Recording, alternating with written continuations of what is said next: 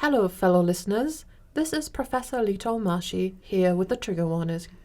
This episode contains very strong mental health issues being portrayed, as the character has bulimia and other mental health problems.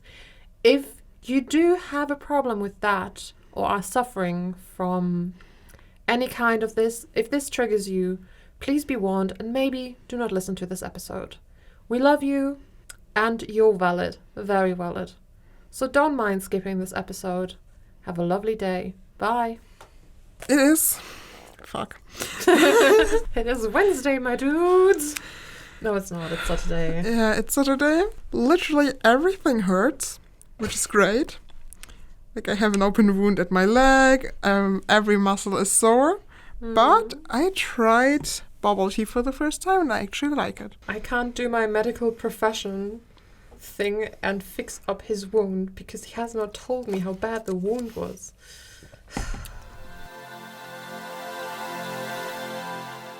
Ever wondered what will happen if a semi-stable scientist, a lab explosion away from being a supervillain, teams up with a caffeine-addicted screenwriter ready to fight the system? Well, buckle up, buckaroo, because we're about to dive right in to the madness of transdimensional travels.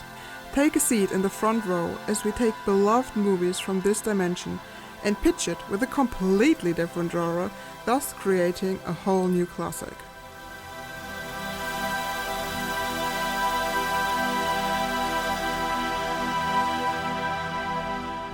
Hi, I'm Mels. And I'm Professor J.E.L.Lehnsherr.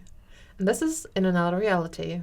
A transdimensional journey exploring beloved stories in another universe. Imagine mad scientist meets Starbucks screenwriter. What was this voice? I was so thrown off my game. It's your turn. It's my turn. So basically we take a beloved movie from this dimension and pitch it with a new genre in this one, and therefore we create a whole new plot. Exactly. So I think, I don't know, I just feel that this recording is going to be so chaotic. I'm screaming increase the chaos like every 2 seconds. Yeah. It's my tagline today. Yeah. It could be the tagline of this podcast. Yeah, housekeeping. The last episode was a bit of a mess. Editing Mels made an appearance. Beloved editing Mels, my heart belongs to thee. It took quite a while actually under this blanket, and I did it a few times, and every time I wasn't happy with it, and I was really frustrated. But yeah, I think it was time that he made an appearance. It's been so many episodes, and I can't believe we fucked up that bad that he didn't have to appear. So now you met them. Yeah, they're great. They own my heart. Editing Mels. Then we are working on figuring stuff out with Patreon. There's a lot of stuff happening behind the scenes.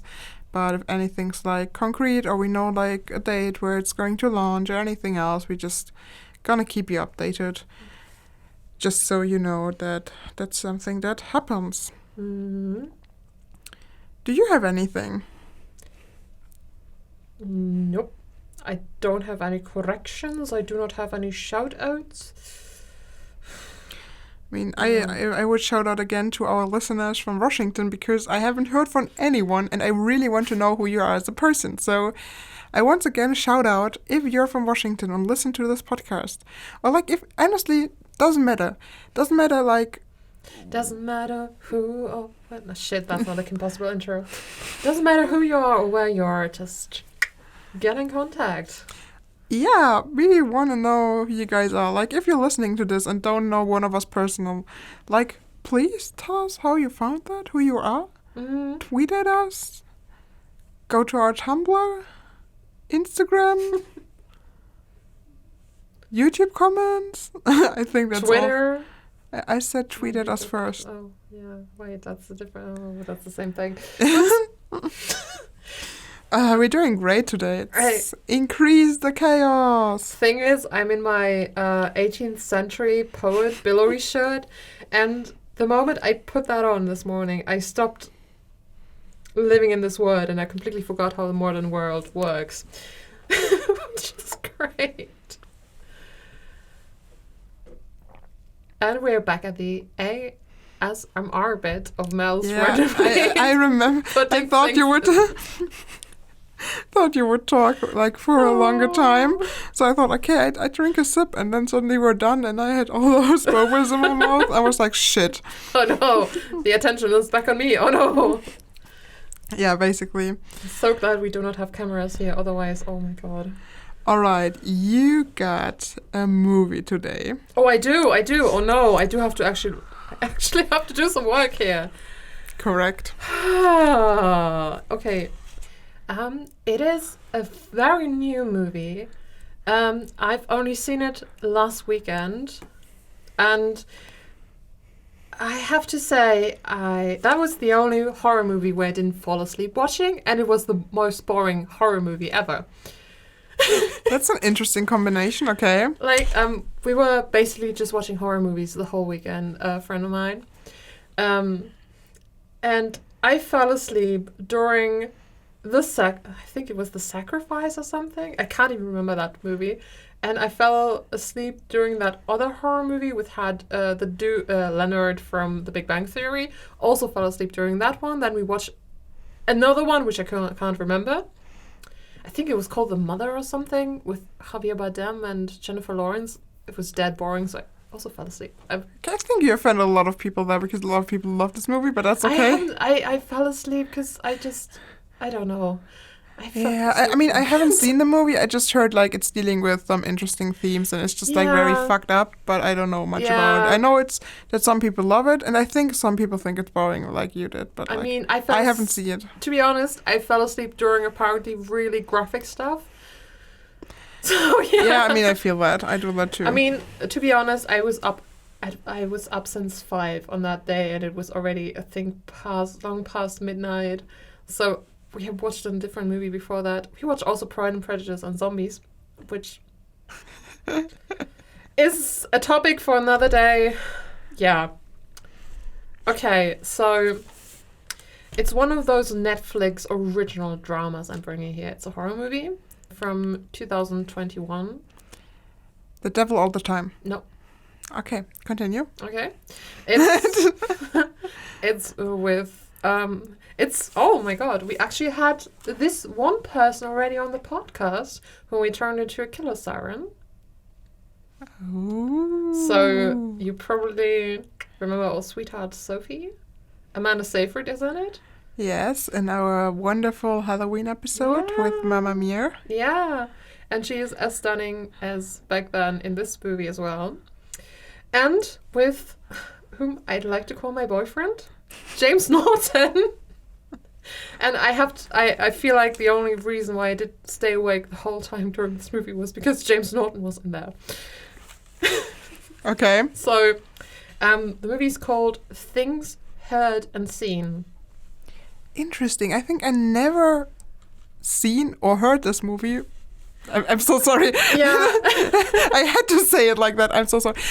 No, but actually I was like, okay, Netflix original horror movie. That's something I probably know. But that means nothing to me, actually. It was made last year. Yeah, but still, that's even more reason for me to know it. So it's based on a novel by All Things Cease to Appear by Elizabeth Brondage. I have no idea if that's Brondage or Brondage. I don't know. Have you seen my meme I did with the names? Yeah. It's happening again. Yeah, it's happening again. I'm going to get that book because I'm curious how far the movie strays off that. So yeah. It's based on a novel. So there's not really... it has no jump scares. So it's a very not typical horror movie. I mean, there are different kind of horror movies. Some have a lot of jump scares, for example, slashers, and like, I don't know, if you have something like psychological horror, you have like less jump scares usually. Yeah, but it's also not really psychological. It's a strange kind of horror movie. I mean, I feel like if you would watch it, you would be not scared by it or not emotionally damaged. I mean, the only graphic thing I would say in there is James Norton naked in the shower, and I did for once not complain about a guy being naked in the shower. My head just did the TikTok sound, this emotional damage. Emotional damage. TikTok sound, that's just in my head. And when you said emotional damage, I'm fine. I have no idea how that sounds. You will show me later, no doubt. I can, yeah. Once again proving that I'm not in the century. Okay. Get your shit together, Nito. Get your shit together. So, it's the 80s of the last century. Caught myself there. Basically, that's this couple, Claire. No, that's the last name. That's so confusing. Catherine, that's Amanda Seyfried, and George Claire. Weird last name. That's James Norton. Move from upstate New York, or Massachusetts, something like that, into a large farmhouse in upstate New York. It's a weird farmhouse from the lookout, and I was like, oh my god, that's so haunted. There's going to be murder or shit happening. I just knew it. It looked so bad at the beginning. Okay. Yeah, Catherine has has problems with her mental health. She suffers from bulimia, and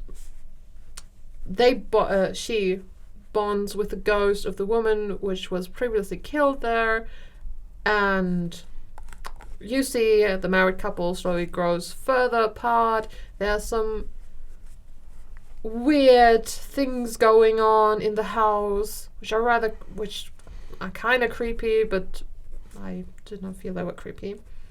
And I don't know, should I spoil stuff? Because it kind of is important.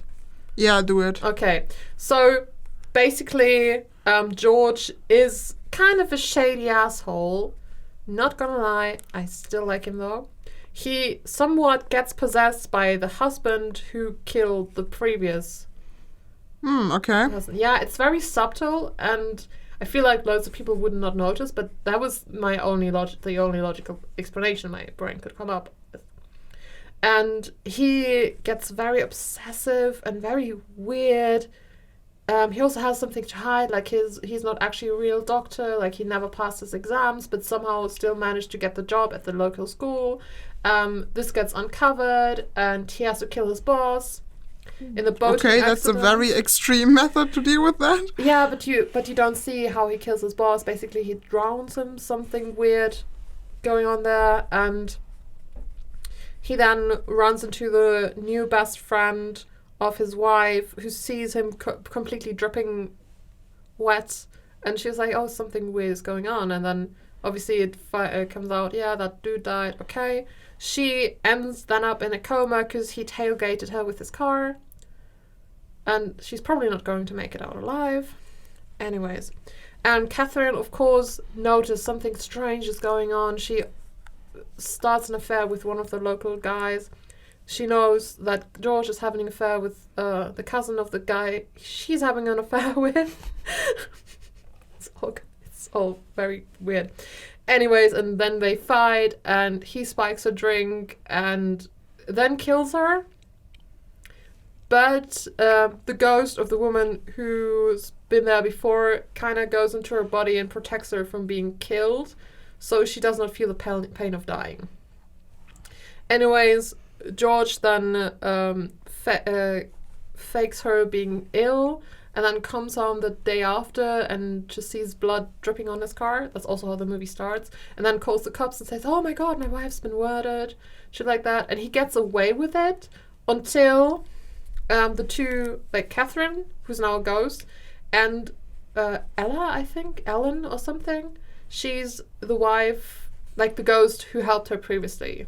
Mm-hmm. They then bond together and wake her best friend, who's been in a coma, up. And okay, she's obviously awake and it's like, oh yeah, but I know he killed his wife, I know he killed that dude. And George makes off in the boat. He has owned, it was just called Lost Horizon, and then sails into purgatory, because that's also being a picture that's been there the whole time, like a soul going into heaven. You see the cross there, and that's the soul going into heaven, and he's sailing in the end into the complete opposite, like the cross is upside down and he's going to purgatory. Very strange movie. It sounds actually really interesting. Now I'm really intrigued. It has a lot of strange lore, and also he pretends to be like this also painter, but apparently it's his cousin painted all this stuff, and his cousin already drowned in like a boating accident a few years prior when he was like 19, and he was also gay, and I'm like, are we coding that actually George is also gay? What is going on here? No. I'm such a strange connection. Are we sure that George got possessed?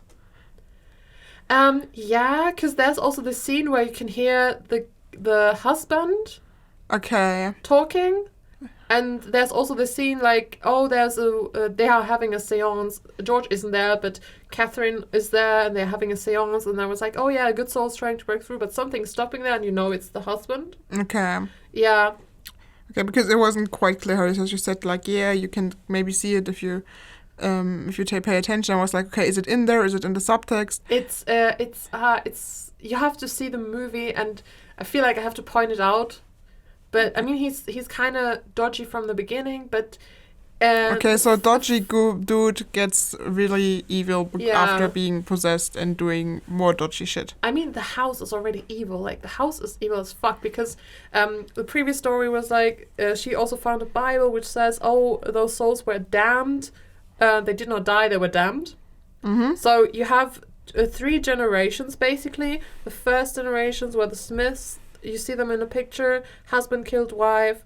Next generation, that's the generation before Catherine and George moved in. That one, the father killed the mother and tried to kill the children, and then killed himself in the car with exhaust fumes.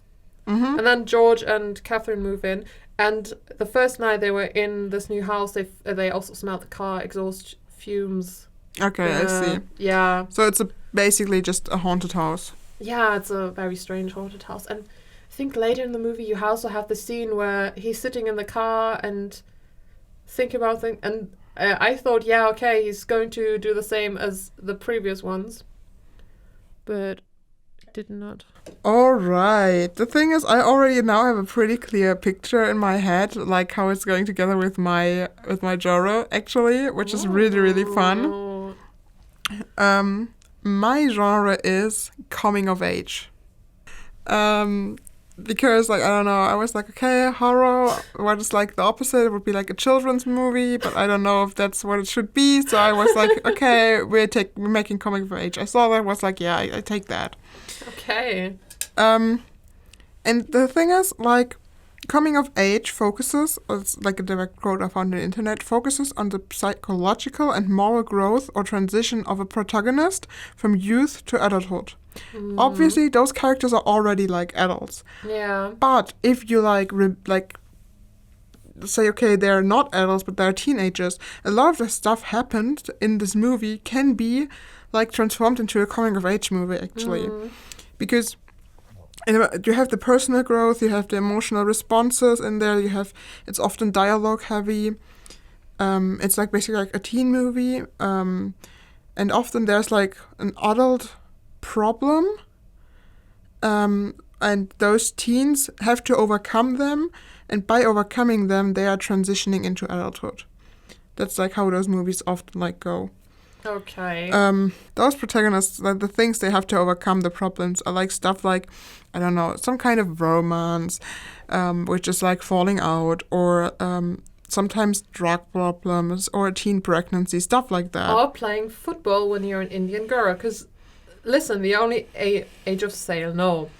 Almost. No. Coming of age, not age of coming. That would be really funny as well, though. I like that. That does sound either like a porn movie or The Return of Christ. I would prefer the porn. Even though I'm ace now, ugh. Sounds so wrong. The only coming of age movie I actually know is Bandit Like Beckham.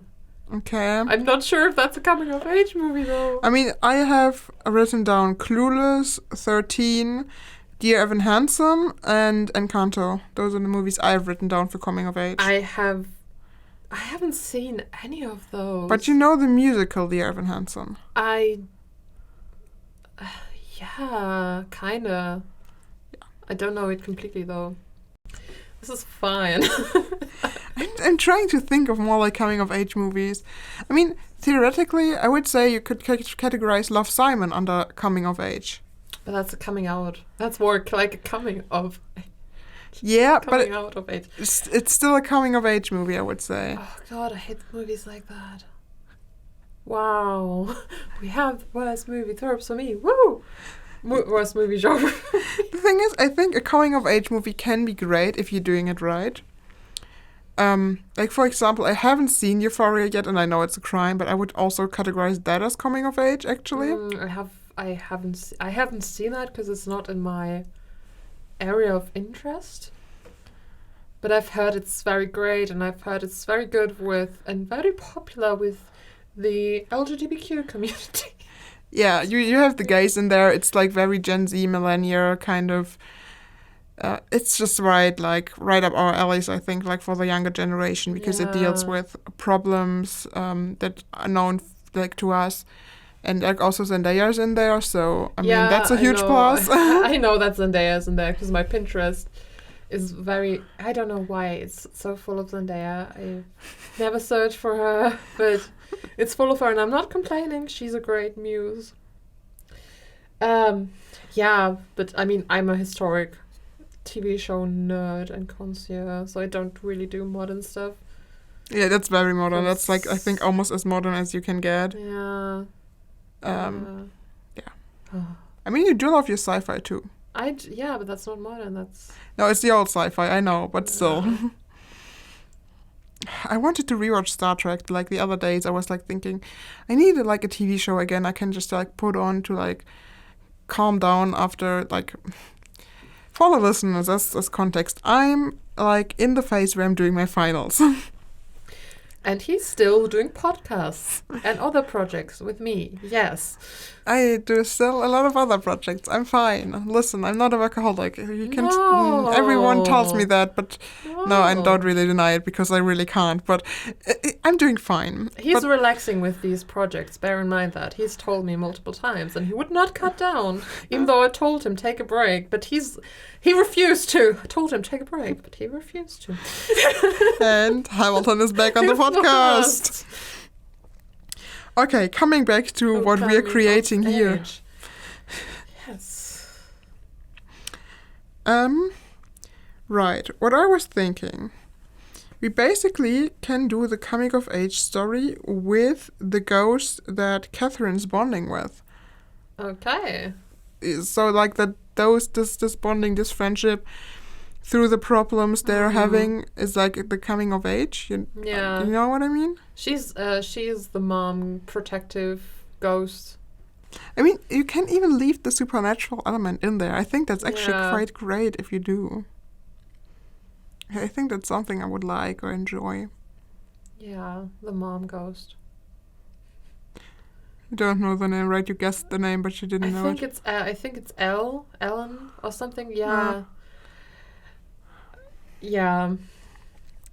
It's fine. I will find her when I do like the cover, like not the cover, the YouTube art thingy. Yeah.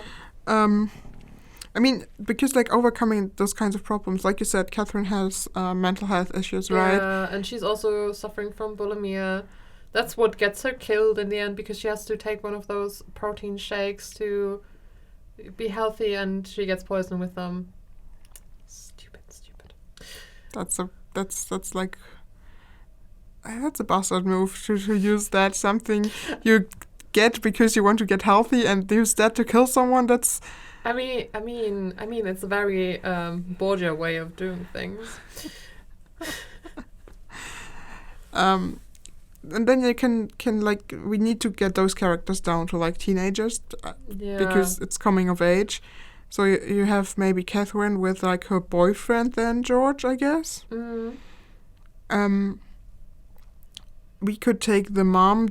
Like we could do two things. Either the mom stays the ghost mom who like lives in the house, and maybe is there for her because like her parents aren't or something. Or you take the ghost mom and it's no longer a ghost mom but a ghost friend, and then you can make it queer again because she realizes she has actually feelings for this ghost. Shit, I forgot a major plot point. Okay. Come back to the microphone and tell me. Okay. Once again, a weird headcanon.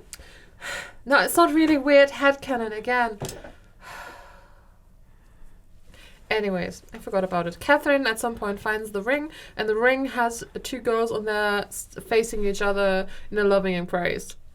This ring is later used in the movie when the best friend wakes up, because she sees Catherine and Elle, the ghost, holding each other in that close embrace, which is the same,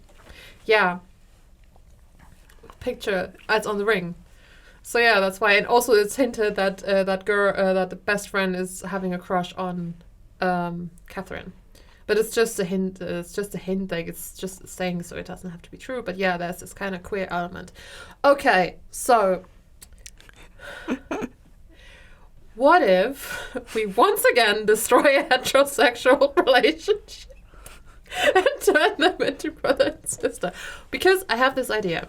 So their parents probably died or something, like they're teenagers, and they move into this farmhouse because they inherit this, and either there is Elle as as kind of the ghostly protector, or she's like the ghost girlfriend of Catherine later on.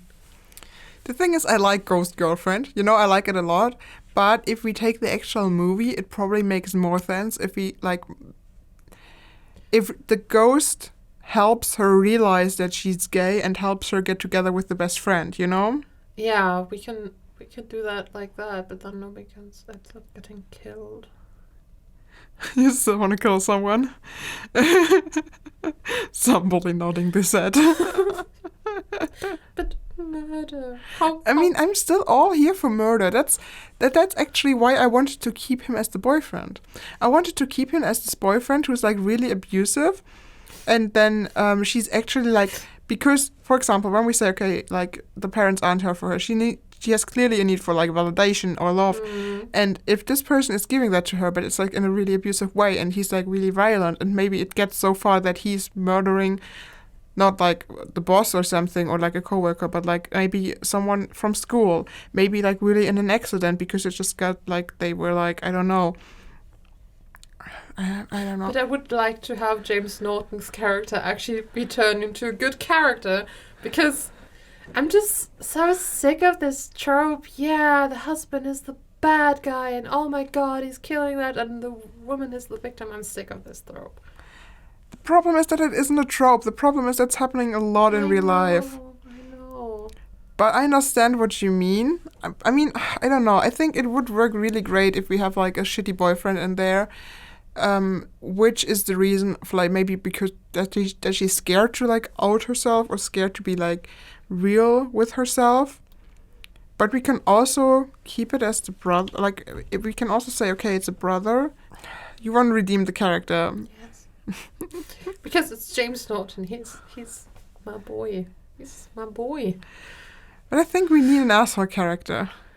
It could be an uncle, which is coming in, which is taking care of the kids. I mean, I would keep with the characters who are in the movie. Who do we have? I mean, Catherine has an affair with this village boy, which is really creepy. Because they were the kids of the mom and the dad who previously killed like the number 2 of the killed couples. Yeah, who do we else have? We have that. We have the boss of George, who's so weird. Don't like that guy. And then we have the best friend, and that's basically it. Always say we focus all on like the inner problems and don't say we don't need an antagonist. We just have like the story and the inner conflict. I mean, the mental health and the bulimia is pretty much a big. That's what I'm saying. That's pretty what much a would big thing. be the conflict then, that we don't have like another character in there. But then I'm asking myself, okay, what does George? What is he here for? If he's the brother, like what is he doing in the movie actively? Feel like he tried to get his sister out of the toxic society of like upstate of New York and gets away with her to this retreat to get her healthy. Oh my god. Okay. Oh my god. One of those really dumb tropes is that like a coming of age movie has a fucking road trip in there. We're getting the fucking road trip in there. Yes, finally, a road trip movie. I didn't mention it because like I went through Dropping this your thing. banjo, we are having a road trip, sir. I didn't put it in there before because I thought like, okay, I already had like those ideas in my head how this movie is gonna go. It was just like, it wasn't anywhere. It's just like, I think it's a trope. Maybe I'm wrong, but I think like it's like always like... it's on our trope list. Yeah, and I think it's like the road trip is like a thing of coming of age movies. I don't know, like that's not I mean, it was made a movie later, but I read it like in middle school as a book, and I still really, really love this book. It's a German book, so I don't think any of our international listeners will know it. It's called Chick, and that's for me the... Okay, Lito's just shaking his head. Okay, this is for me like the typical, like the really, really typical coming of age book. Is it like Little Miss Sunshine? Because that's a road trip coming of... Oh, okay, great. He doesn't know that one. It's a coming of age movie. A little girl is like put into beauty contests and something like... I think... Oh, or does she want to go to beauty contests? They are in this very weird VW bully trailer thingy. At some point the grandpa dies. It's such a weird movie. It's the coming of age movie road trip I can think of. Or Supernatural, which is also coming of age on a road trip, if you think about it. Yes, it is. Actually, I agree with this statement. Okay. We should actually make this movie. Yeah, we should make this movie happening. So... We start out, they getting the... like someone's at the door and be like, here, your parents died. Which also could be the exact reason why Catherine has like mental health problems and all this stuff. Like that could be the moment that's like putting her into this crisis we are solving in the movie. Then they're going to live with the relatives, but they don't really take good care of them. They're starting to take care of each other, but like Catherine just retreats completely to herself, gives up food, and has just basically locks herself inside of... she just shuts down, basically. Yeah, right. And the relatives probably be like, yeah, no, and like don't make it better, don't understand it, can't help her. And like maybe like the typical thing, like her grades start to drop, and she doesn't take care of herself, and like depression. Just the usual, just the good kush of depressions. And like George is fighting through there. He's like battling his degree or something and doing it nearby while taking care of his sister. Takes over a job to somehow financially secure them so they can move out. And at some point he just grabs her and says, okay, we got to do that now. Pack things you like. And either they steal a car or they just take a car, I don't know, and just bail. I like stealing a car. Stealing a car sounds great. Maybe they steal like multiple cars and just plans hide and seek so they can't be... Like, we have different stops, very cinematic different stops, and place that car at a location, and so people are confused. I mean, also, isn't the car, like you said, the car is like at the beginning of the movie with the blood and at the end? So you could also play with that, because if the car is already like a motive in the original movie, you can use that and like transform it into the coming of age, which like the car can also symbolize like the transition from like teenager to adult. and the transition from this like abusive and bad environment to like something. Maybe at the beginning they steal a car of this module, and in the end they own a car of this module. Yes, I love that. That's a great idea. You know, also what I'm thinking, and I think like we need to find the point where the relatives be like we see, okay, they have to get out of there because it doesn't work. What if they found out that she's gay and then they like flip out and then he's like, okay, we have to go. We can't do this any longer. This is not good for you. And or maybe it doesn't. Ooh, because you have the religious themes in there. You know what we're doing? We're doing there's no hate like Christian love thing. Yeah. With Jesus loves you still, and you will come around, and you know this kind of stuff. We're doing this with the relatives. So basically, like guilt tripping her and be like, yeah, we took care of you. Do this for us. And she is like this close to be thrown in one of those weird camps. Yes. And I mean, in the movie, George is also completely non-believer of anything. So he's like the atheist bastard who's like, okay, if there would be something like that, the gods up there would not do this to you. So we're going to bail, and then they run away, steal different cars, and leave them at different locations. It's all like hide and seek, and the police is just like, oh well. The owners of these cars must have been Barney or something, and they don't really investigate. And like the guardians of them never even start looking for them. Yeah, they were I like, just want to say they two don't. less mouths to feed, so they don't care. They're like just glad they are gone. Basically, like she was weird and he was never there. Yeah. Yeah. Right. So then they are. I'm thinking they're just driving and they find this house because, let's say, like we're saying the stuff that happened in there still happened there in our movie. So it makes sense that nobody's living there because who wants to live it's like... freaky and spooky and... So they're like, okay, we're just gonna stay here for now. We can stay here, easy break and enter. Yeah. We can camp here. It's actually great. And then they start like building a life there. Yeah, George is applying to school, is a school teacher and stuff like that. Yeah, and like maybe at some point they find out like whose house it is and buy it for a couple of bucks. And maybe, I mean, the city council, they are really sweet people. Maybe they talk to them, and maybe they've just been given the house because nobody wants to buy it, and they're like, yeah, you can basically have the house for free, but you'll have to do all the renovation works yourself. And they I mean, for free sounds like something that wouldn't happen, but maybe they're like, yeah, for $100 this house is yours. Or like something like community donation or something like that, or help out or do some social work, which it's so that they can definitely get the house. And maybe then like they're learning when they're getting the house for free, they're learning the stuff that happened in there, and then they realize all the stuff that maybe happened while they were camping there, and be like, okay, maybe it wasn't just the wind that closed the store, or maybe the voices I heard wasn't just my mental health that acting up because I think I'm still in this household, but maybe it was actually there. Yeah, and suddenly like she still finds the ring and is okay. Sorry.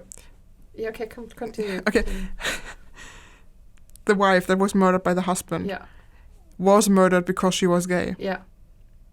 Thank you very much. There you go. Because the ring offers no other explanation. I mean, she finds the ring. She's like, oh, okay, well, I can connect to that. And then she starts to connecting to the ghost. And it would make so much sense when the husband killed her because he found out that she was actually gay and like thinking about divorcing because she finally found herself. And that would make so much sense. Yeah. Yeah, basically, yeah. My sugar is running out. That's good. No more hyperactive. So then we have them at this house. They have the ghost mom who is helping, especially like Catherine. Like maybe at the beginning George doesn't even believe that this person exists and just like... it's just very worried. She's starting to hallucinate because she is very thin. And he's like trying to encourage her to eat more, but she's refusing because she's still working on it. And then she starts talking to thin air, but maybe then he has a run-in with the husband who thinks like, oh, I can use this character like to recreate what I did or something, or to recreate like another crime in this house. Yeah. But he didn't reckon, like he didn't know that George would be like, fuck no, that's my sister. I'm gonna protect her. I know you guys are real, and now fuck off. Yeah, maybe he's trying to do some kind of exorcism or something like that. Maybe he's like temporarily possessed for like a split second, but then fights it so hard. And that's going to be a really creepy scene. We're finally having a real freak out creepy scene. And maybe Catherine comes in with like the ghost mom in Tangle and saves him by just giving him a big hug. Something like that. Something like and that. Then you see something bursting out. Yeah. And like George is gone for... No, that's not George. The husband is gone. The bad ghost. It's gone. It's gone for... Maybe not for long, but he's like expelled for once. Yeah. And I would say then we just take the husband situation and comparing it to the mental health situation of Catherine. And while she's working to get better, she goes to school. Maybe she finds the best friend there. Yeah. She starts getting feelings. She's really scared about that. Yeah. The mom is there to help. We have montages of her doing homework. Yeah. Of them going, like, I don't know, grocery shopping, and she starts to actually pick something out instead of, like, not even looking at food, stuff like that. Yeah. Like, she gets better and better, and, like, the better she gets... the house was at the beginning really scary and moldy and shit like that, but suddenly the moment like she starts to get better and you can see the house starts to live up. The colors are getting more lighter. You have flowers growing there suddenly because the land was all barren and shit. Yeah. And you suddenly see it's completely blossoming, and she also starts having to have a healthy tan, and at some point George doesn't have to remind her, take your protein shakes. And, that's going to be so wholesome. Right. And then maybe, like, the friend comes over at some point because they're studying together or something. And George is like, why don't you ask my sister out? Yeah, to the prom. Like, there has to be a prom. Yeah. There has to be a prom, okay? Yeah, they need to go to the prom together at the end. Like, maybe... and then, I don't know, they start renovating the house together, and with the renovation they maybe do some research how to, like, expel, like, evil ghosts and stuff like that. And maybe Ellen, the mom ghost, then says, then kind of helps them with pointing out some things. Yeah. The question for me is, like, I want the prom at the ending, that's for sure. It breaks my heart to say that, but I think if they want to get rid of the ghosts, they have to get rid of all the ghosts, which includes the ghost mom. No, I mean, she does go to heaven, so... Yeah, but I would... That's my... Also, I would think the movie ends with them finding out how to get rid of the husband who's messing around in the background. And the only way to do it, like, is rid the house of all the ghosts, which, like, includes the ghost mom.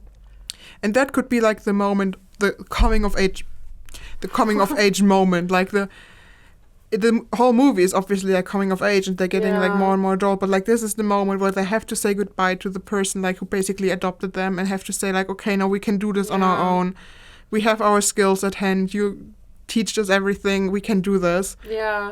And it would be like really bittersweet, the ending. Yeah, but also I think Ellen just passes on the moment Catherine comes out and is clear. Like she can finally live to see that there's something like a chance for queer love, and that's her moment to pass on, and she drags her husband into hell and condemns him. That could work as well. I would say that's definitely the moment, like, if we go with like the typical ghost rule, someone is keeping them on Earth, like there's some unfinished business, and that could be definitely her unfinished business, and the moment that it works out, her unfinished business is done. Because she helped this young queer woman to find love, to like find a place in the world and not being scared of like who like she is. Oh, that's gonna be so great. And then you end like maybe with the prom, and maybe they're coming back home or something like that. Like basically like the prom is like one of the end scenes basically. And you have in the end, there's suddenly something written in the Bible, and there's no longer the word damned, just restored. like the peace of the house is restored, everything is blooming, everything is blossoming. Maybe George has a boyfriend whose name is Leto. We never know. I actually love that we created something really Created something wholesome. Yeah, it's amazing. Nobody got murdered though. That's true. You wanted to murder something or someone. I'm sorry. I mean, we technically murdered the ghost again. Well, we exorcised them. Yeah. But yeah, it's not really murder. Maybe oh my god, such a bad pun, but they, in order to get rid of the husband, they have to bury the hatchet.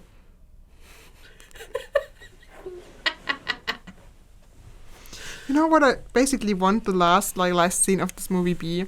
Like, they're coming home to the house is like all restored. You have like a pride flag at the front door, and they're like walking home. You just see them walking, like, you see the house in the background, and them walking like in their prom dresses without the shoes in the hand, and they're going home to this house again. And the sky is just the sky is illuminated because it's like sundown or sunrise. It's basically like the lesbian flag. Yeah. Yes. Yeah, and there was like, Alan is really smiling on us. Yeah. And then the sequel is basically George getting a boyfriend. You're planning a sequel again. I would just want to say that's the first movie that's really good as a standalone movie, but no. Later. Yeah, okay, that's fine. No. James Norton needs James Norton is great with boyfriends, so I'm all here for this. That was cursed, and I'm not gonna get that out in the post-production, but that's fine, because we noticed that it was cursed. Oh my god. That was... No more bubble tea during recording for Lito. Yeah, I'm... The thing is, I cannot handle sugar, and I cannot handle caffeine. We're fine. Okay, but I think we're ready for the pitch meeting. Oh my god, I do not want to let go of this movie, because it's so wholesome. Yeah, I love it so much. Hello and welcome, ladies, gentlemen, and non-binary masters of the universe, to our pitch meeting. Leto, take it away. Hello there. So, care to spark your interest in a new coming-of-age / supernatural / kinda horror-y movie. It's called Things Heard and Seen, Unspoken. So, picture this. The 80s of the last century. Two siblings take their chance at a better life in upstate New York, escaping their abusive guardians. George and Catherine soon face new challenges in their life when they move into an abandoned farmhouse. It's a coming-of-age story which meets supernatural queerness. Yeah, I think that sounds like a great thing. It's going to be amazing. It's going to have really deep themes. You should probably put a trigger warning before the movie, though, if you will go ahead and produce it. About the money, you guys, we have no idea how much we need for that. But we'll see as soon as we start production, I think. Yeah, I guess so. I mean, apparently Amanda Seyfried and James Norton, we definitely need to cast for that. I mean... Maybe they're a bit too old, but sure. Well, we can hang a sign around their neck saying 13-year-old boy, like in Brooklyn Nine-Nine. Shout out to the fluff child who introduced me to that show.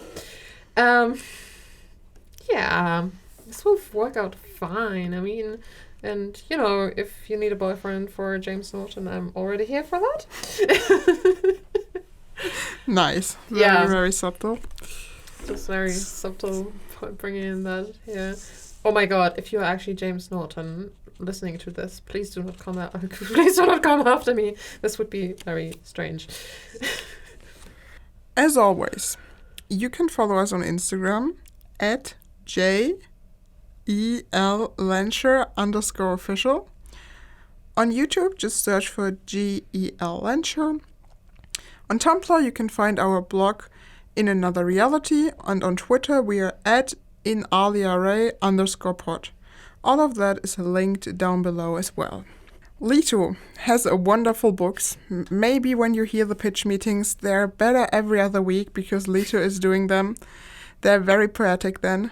He writes amazing poems, and we published them in 3 books, and you can find those on ePubly. Just ask your local bookstore, look at Kaufland or eBay for some reason, or just follow the link in the description. Yeah, it's queer, it's amazing, it has your favorite fandoms in there, so don't miss out on that. I wish. Okay, you can also subscribe. You can be suspicious and subscribe to us. No.